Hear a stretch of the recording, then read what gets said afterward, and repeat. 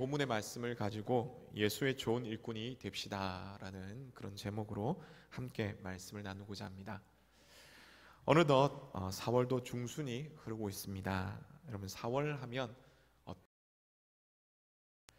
토머스 스턴트 엘리엇이라는 사람이 지은 장시 황무지라는 한 긴 시 중에서 한 구절이 생각이 납니다. 이렇습니다. 4월은 가장 잔인한 달, 죽은 땅에서 라일락을 피우며 추억과 욕망을 섞으며 봄비로 생기 없는 뿌리를 깨운다. 사실은 좀 전에 읽은 말씀드렸던 이 부분은 이 황무지란 시에서 아주 첫 부분입니다. 전체가 434개의 행으로 434개의 행으로 되어 있는데요. 읽은 것은 고작 4줄, 4개의 행밖에 되지는 않습니다. 20세기를 대표하는 시라고 해가지고 전문을 찾아서 한번 읽어봤습니다.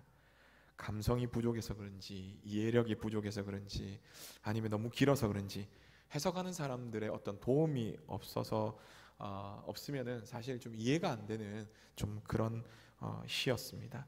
하지만 그 시의 전체를 쭉 읽으면서 잘 이해는 되지 않았지만 그 시의 핵심은 이렇습니다.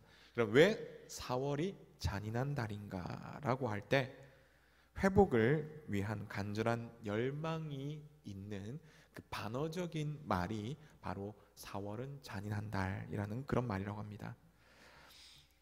이 시가 지어진 시인 엘리엇이 살던 그 당시는 산업의 발달로 인해서 풍요로움으로 인해 굉장히 희망이 가득한 그런 시기였습니다. 하지만 제1차 세계대전 이후에 절망과 또 좌절과 공허가 만연해 있었다고 합니다.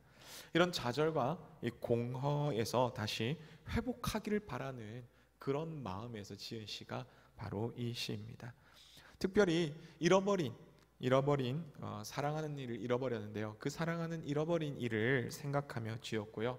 또한 갑작스럽게 결혼을 했기 때문에 당시에 그 아내와는 별로 그렇게 좋은 이 시가 지어질 때는 별로 좋은 그런 관계가 아니었다고 하는데 그런 아내와의 좋은 관계를 회복하기 위해서 소망이 담긴 달이 바로 4월이라고 시인은 말하고 있습니다. 그래서 오늘 4월을 보내는 우리에게도 다시 한번 회복함이 필요합니다. 2023년도도 거의 4분의 1이 지나갔고요. 어느 정도 3분의 1 정도까지 지나가려고 하는 그런 시점입니다. 신년이 시작하여서 부활절까지 열심히 달려왔고요. 또한 그러기에 이제 남은 날들도 우리가 또 열심히 살아가기 위해서 잠시 쉼과 함께 또한 점검이 필요할 바로 그러한 시기가 지금 시기가 아닌가 생각이 됩니다. 우리에게 있어서 4월이 이런 점검하고 다시 한번 회복하는 달이 되기를 간절히 소망합니다. 우리는 예수님을 구주로 믿는 하나님의 자녀며 하나님의 백성입니다. 또한 예수님께서 승천하시면서 제자들에게 맡기신 그 사명을 감당해야 하는 바로 주님의 몸된 교회입니다. 그러기에 우리는 하나님의 일꾼으로서 좋은 일꾼으로서 살아가야 하는 것입니다. 그러면 어떻게 하면 좋은 일꾼이 될 수 있을까요? 오늘 우리는 디모데를 향한 노년의 이 바울의 말에 귀를 기울여야 합니다.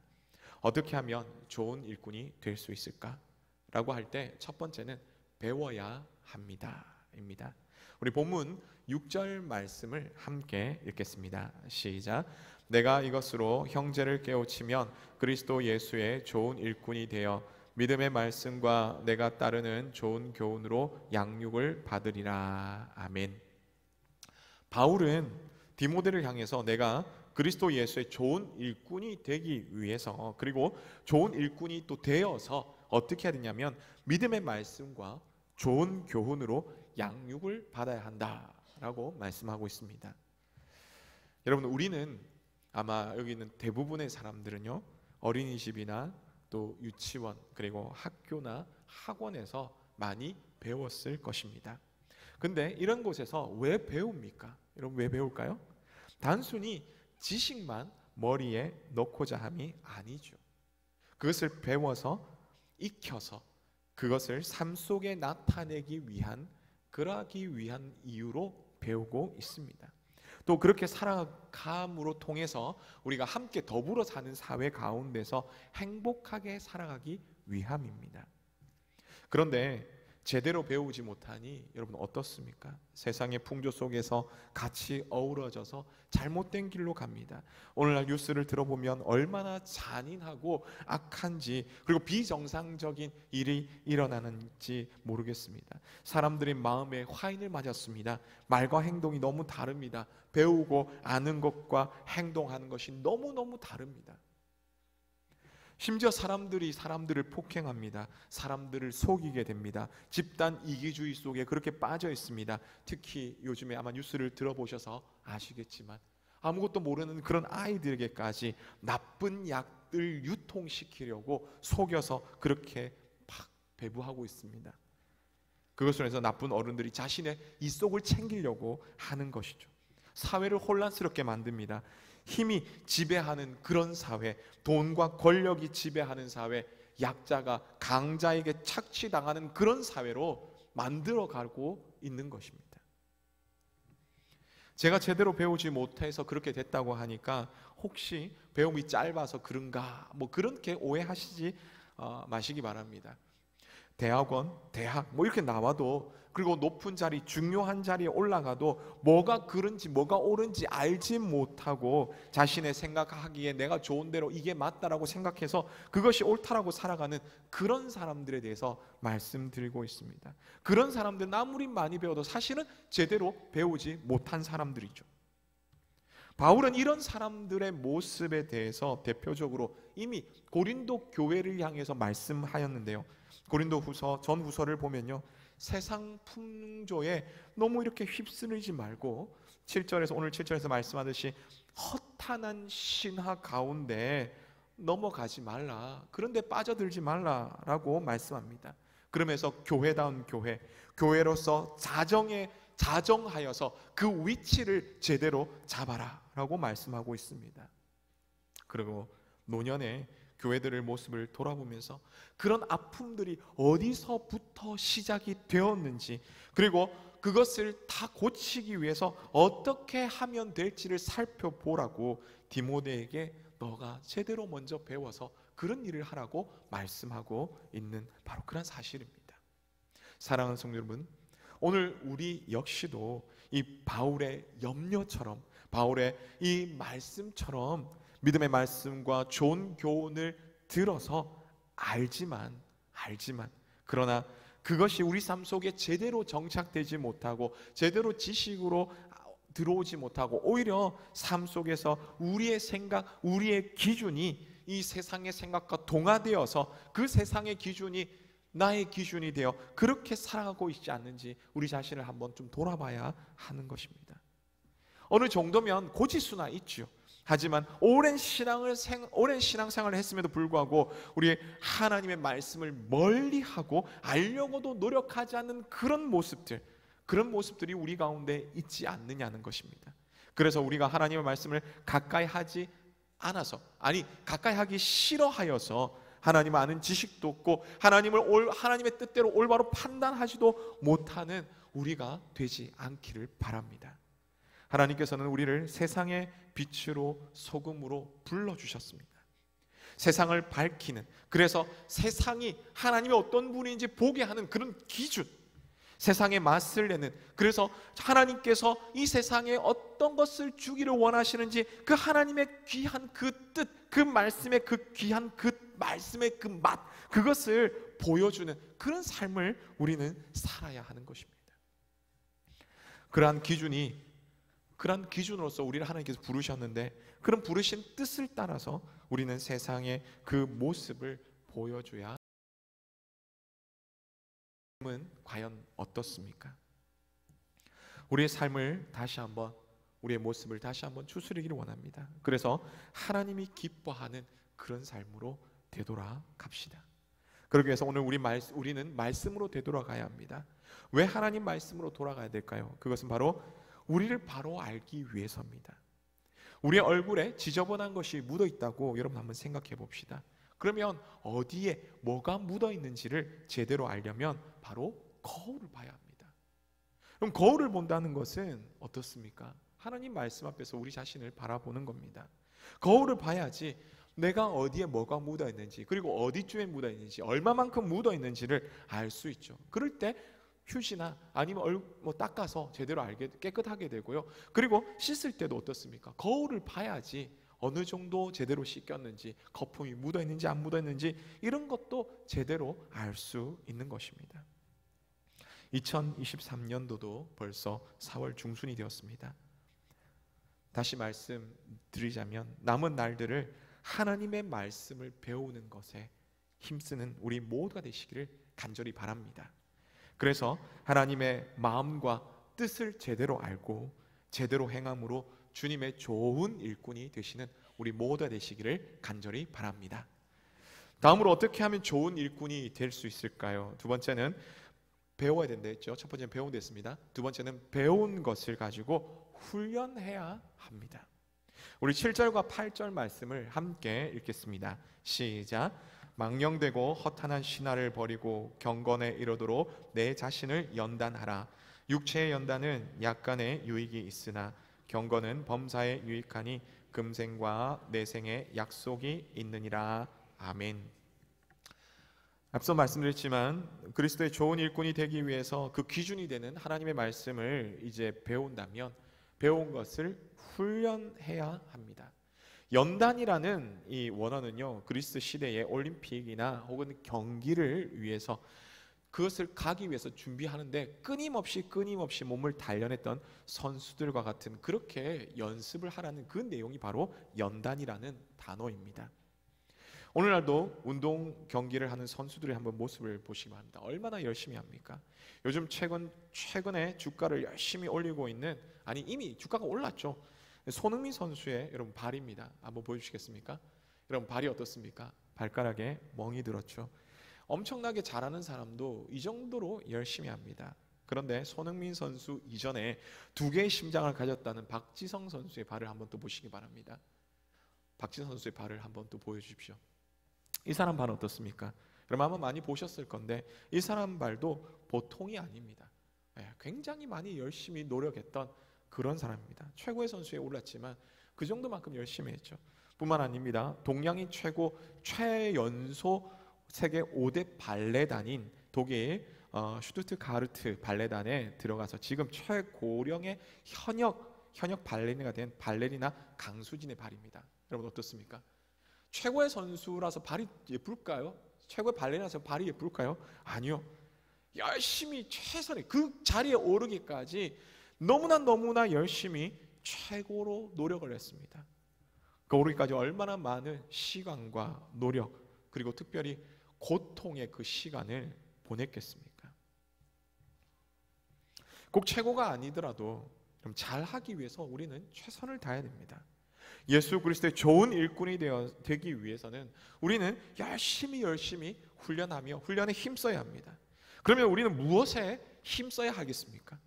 7절의 말씀처럼 경건에 이르기를 힘쓰고 연단해야 합니다. 여러분 경건은 무엇입니까? 경건은 뜻이 무엇일까요? 고대 그리스에서 이 신들에 대한 적절한 그 태도, 이것을 또한 깊은 신앙이 드러나는 신을 두려워한 모습을 경건이라고 말한다고 이 뜻이 나와 있습니다.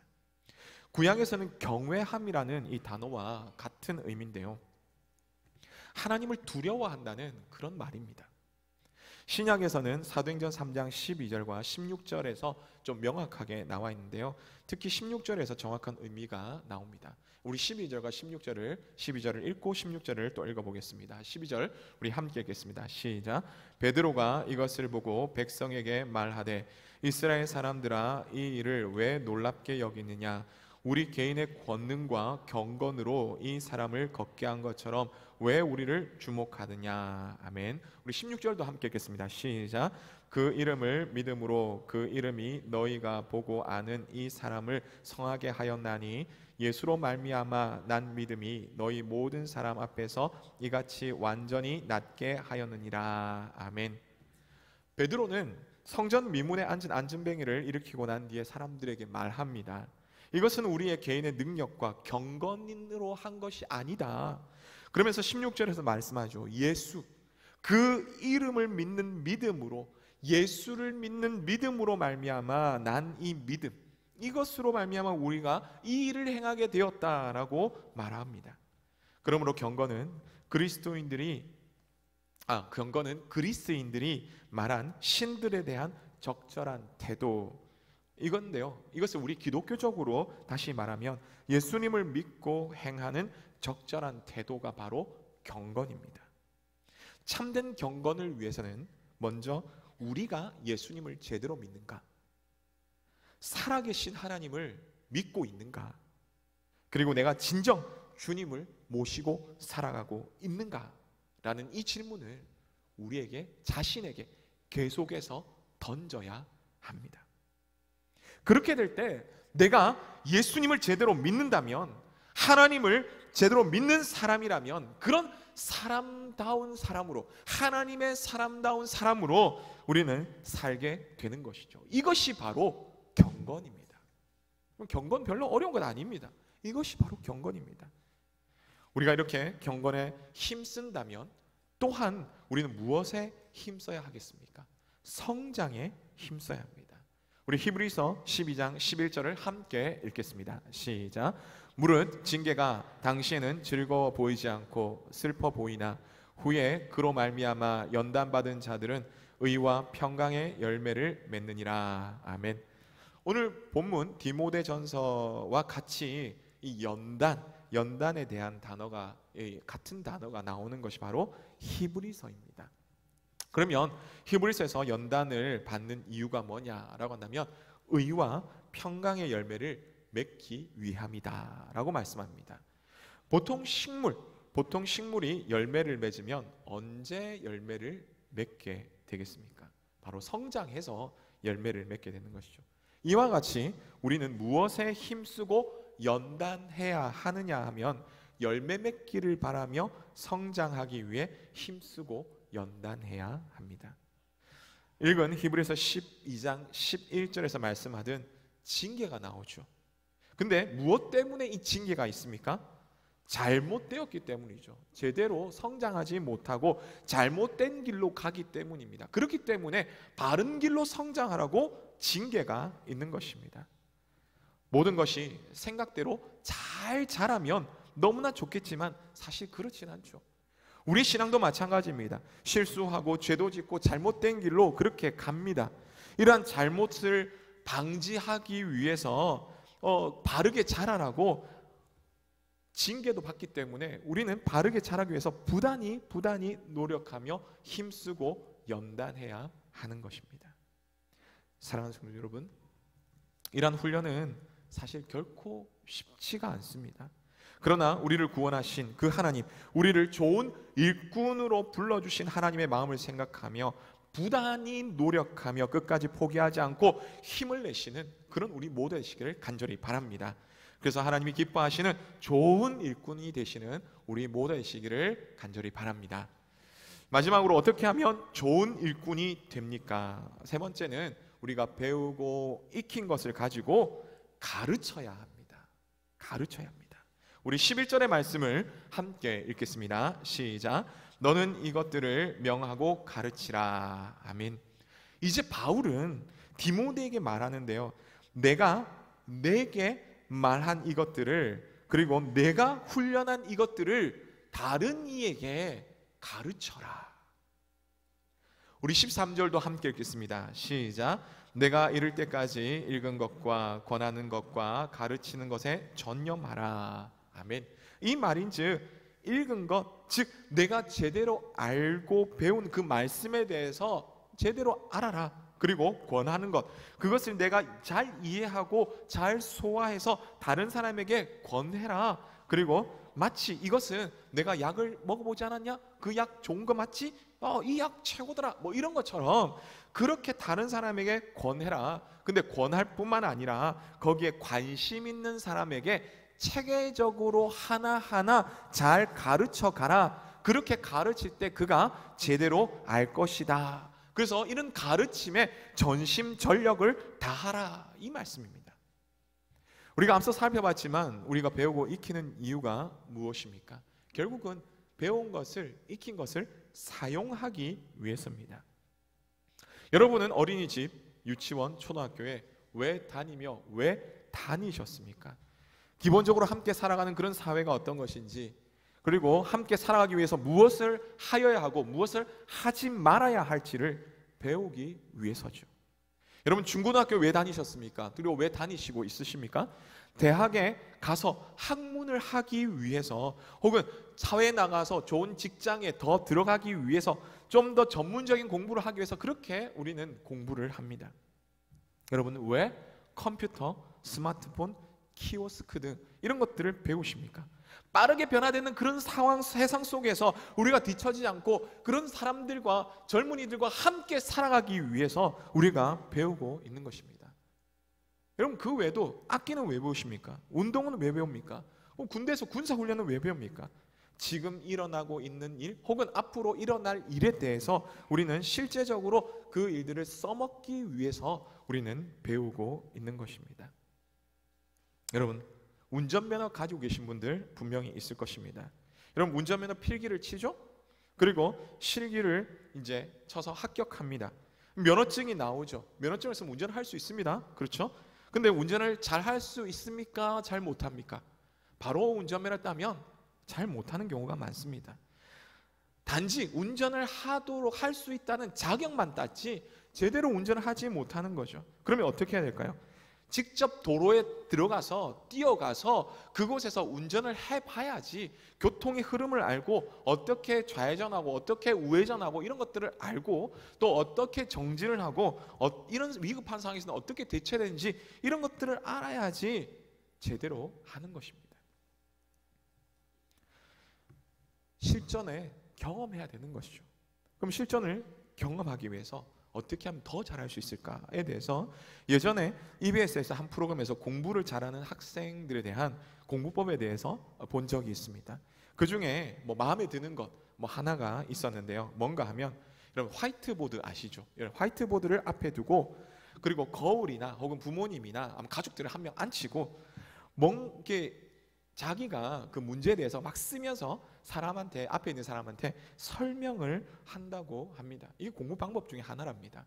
근데 이게 뭐가 좋냐면, 내가 정확하게 그 문제를 알고 설명할 수 있어야지 그것을 제대로 알게 된다는 겁니다. 실전에서 그렇게 써본다는 것이죠. 여러분, 마찬가지입니다. 배운 것과 익히는 것, 이것이 제대로 되었는지 안 되었는지 정확하게 알 수 있는 것은 실전에서 써보는 것입니다. 신앙도 마찬가지죠. 신앙도 마찬가지입니다. 머릿속에서 안다고 다 전부가 아니죠. 실전에서 해봐야 하는 것입니다. 실전이 무엇입니까? 전도며 봉사입니다. 고기도 먹어본 사람이 잘 먹는다고, 전도도 해본 사람이 잘 하고요, 봉사도 해본 사람이 잘 합니다.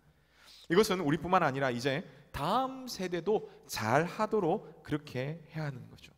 다음 세대를 해가지고 단순히 나이 어린 이런 다음 세대를 말하는 것만은 아닙니다. 물론 이 나이 어린 우리 다음 세대도 다음 세대죠. 우리 손자 손녀들, 또 우리 자녀들 마찬가지입니다. 신앙을 잘 물려받고 잘 배우고 잘 익히고 잘 실천하도록 도와줘야 하는 것이죠. 근데 그뿐만 아닙니다. 예수님 믿은 지 얼마 안 되는 영적인 어린 세대들, 영적으로 다음 세대들이라고 볼 수 있죠. 우리는 이들이 신앙생활을 잘 하도록 우리는 도와줘야 됩니다. 그래서 앞선 세대인 우리가 말과 행동에서 참 신앙이 무엇인지 먼저 보여주며 배우게 해야죠. 그 모습들을 잘 배워서 그들도 믿음 안에서 잘 성장해 나가도록 해야 하는 것입니다.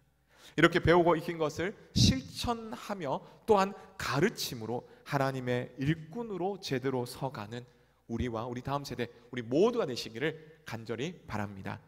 말씀했습니다. 오늘날 여러 가지 이유로 기독교인 수가 많이 줄었다고 하고 있습니다. 문 닫는 교회들도 많다는 이야기도 들립니다.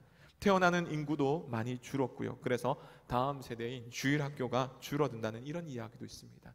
또한 헌신할 사람도 많이 없다는 그런 안타까운 이야기, 안타까운 소식들이 우리의 마음을 더욱더 아프고 힘들게 합니다. 하지만 이 모든 일들을 해결할 수 있는 길이 있습니다. 그것은 지금 우리가 예수 그리스도의 좋은 일꾼이 되면 됩니다. 아무도 아멘 안 하시네요. 다시 한번 말씀드리겠습니다. 이것은 지금 우리가 예수 그리스도의 좋은 일꾼이 되면 됩니다. 네, 감사합니다. 하나님은 지금도 우리를 예수 그리스도의 좋은 일꾼으로 부르고 계십니다. 좋은 일꾼이 되기 위해서 하나님의 말씀을 배우기에 여러분 계속해서 힘씁시다. 배운 말씀을 자신의 것으로 완전히 소화하기 위해서 여러분 훈련하고 여러분 정말 그것을 지키기에 행하기에 힘씁시다. 그리고 배우고 익힌 것을 이제 다음 세대들에게 혹은 믿음이 약한 사람들에게 가르치기 위해서 또한 우리가 먼저 좋은 모습을 보여주며 힘씁시다. 그래서 우리가 먼저 하나님 앞에 좋은 일꾼이 되기를 간절히 바랍니다. 이러한 그리스도의 좋은 일꾼이 되어서 지금부터, 지금 이 시간부터 하나님의 마음을 시원케 드리며 기쁨이 되시는 우리 모두가 되시기를 주님의 이름으로 축복합니다.